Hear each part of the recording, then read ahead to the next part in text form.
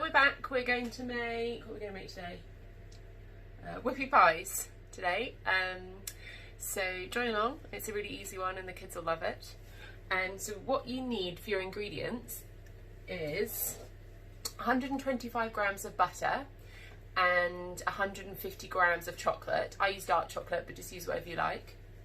And then you need to have 225 grams of caster sugar, 3 eggs, 250 grams of plain flour, and 30 grams of cocoa powder, some marshmallows. It sort of depends how many you end up making, so just have a packet of marshmallows ready, and a teaspoon of baking powder. And that's it. First of all, if you put your chocolate and your butter together in your saucepan and then melt them down, and that's a great start. Whilst your chocolate and butter is melting in your saucepan, if you get a mixer, we're going to use a KitchenAid mixer, but if you just want to do it by hand you can, it will just take a little bit longer, or you could use a handheld whisk. In here you want to put your eggs and your sugar, and then you want to whisk those up together. So pop your eggs in. Good job. Oh, it's the sugar. That's the sugar, yeah. Pop that in. All of it. Yeah, all of it. There we go. And then we're going to whisk this, and I'll show you what it's like once we've whisked it.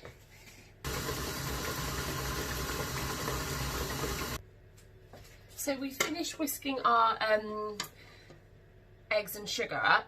This is it here, so it looks really white, and this is the sort of consistency.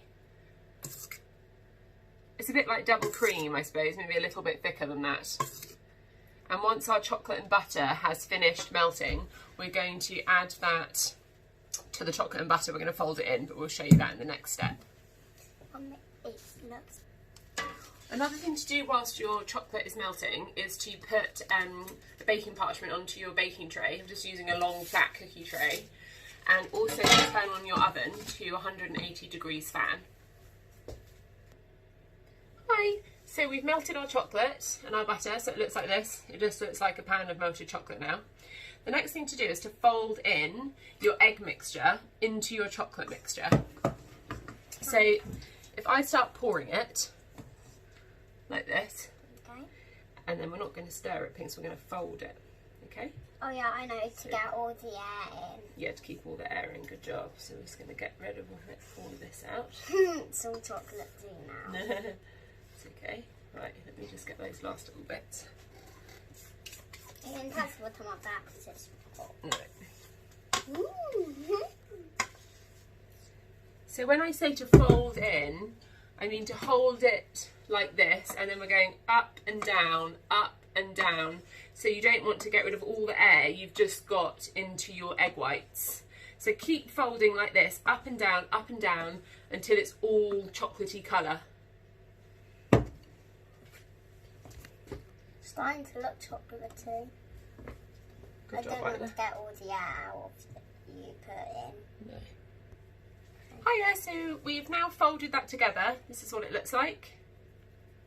It takes a little bit of time, but it's better to fold it because otherwise you'll have flat Woopie pies. The next step is going to be to ideally sieve it in, but don't worry if you don't have a sieve. Your baking powder, your cocoa and your flour into the chocolate mixture, and then you need to fold that in again with the same technique. Okay, we need to take that out. Okay, pop that in there. Okay, can I do it? Yeah. I'll get a spoon. Can we do that thing when You get a spoon, it just gives it a bit of a helping hand along in the sieve, quicker to get it through for you. So now we have sieved all of our flour into here. If there's a little bit left, you just turn it over and pop it in. And then with this, you just want to fold it in the same way, like I was going to do. Fold it in, honey. Good job. Just like this, and just keep going with that sort of folding technique. Up and over, up and over, up and over. Oh, can I like do that instead? Oh Hi, so here you can see we've folded lots of it in. It's pretty much done now. There's a little bit of flour left, so I'll just fold in that last little section.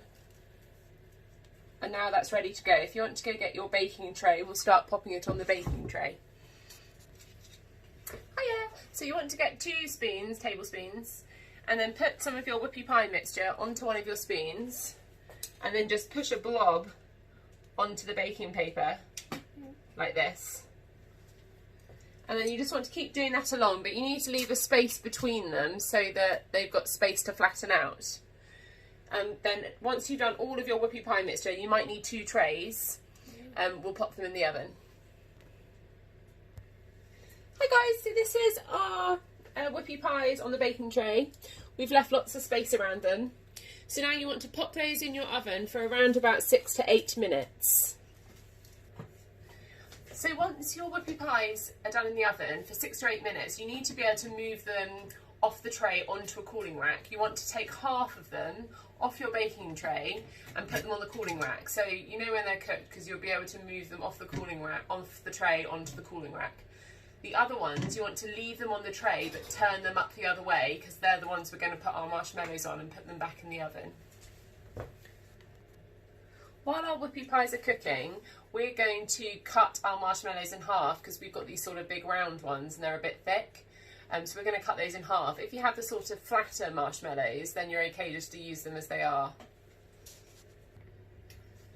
Hi, so mine are taking a bit longer than 6 to 8 minutes. They've been in there 9 minutes now, and they don't look quite done. I think I'm going to give them another 30 seconds and then I think they'll be good to go. Hiya! So I've just got them out of the oven, and they're still like soft if you push them, but if you get a palette knife or something long and flat and push it underneath, you should be able to get them off like this. But if you were to pick them up with your hands, it would be a little bit tricky because they are a little bit soft. It's possible, but they might break. So it's better to use a palette knife or something like that to get them off. So if you keep doing this until you've got half of them off, and then leave the other half on the tray, and we're going to flip those upside down to put our marshmallows on. Hi, so with the other ones, you want to flip them upside down like these ones. You just put your palette knife underneath and then flip them upside down, because that's the side we're going to pop our marshmallows on. Hiya! Here you can see Ida popping the marshmallows onto each Woopie Pie. If it's a really big one, you can probably fit 3 on it, but if it's a small one, only do 2, because it'll all come dripping out the side once you've popped it in the oven. Once we put marshmallows on all of these, we're going to put the other side of the Woopie Pies that you've already taken off the baking tray, and we'll put those on top after these have been in the oven. Now we've popped all of our marshmallows on top, we're going to pop these in the oven for about 2 to 3 minutes until the marshmallows are getting soft but not fully melted. Oh yeah, so we've just got them out of the oven and they look like this. So they're melted. Now what you want to do is get one of your Woopie Pie lids that's been out of the oven and push it on top and squish the marshmallow out the side. So it looks like this. And then leave that to cool on your baking tray. So you do something with that. Ideally try and match big tops with big bottoms and little tops with little bottoms. That was a bit too much. That's okay, yeah, try not to maybe squeeze quite so much. You don't want to squeeze too much, it's just a tiny bit of pressure, because otherwise it will really come out the edges like this one. That was a bit... Once you've finished your Woopie Pies, if you just pop them all on the cooling rack and leave them to cool completely, then the marshmallows will go hard again and then you can eat them. And they're super delicious. We're going to pop ours onto a fruit shake, aren't we? See you later. Thank you for watching.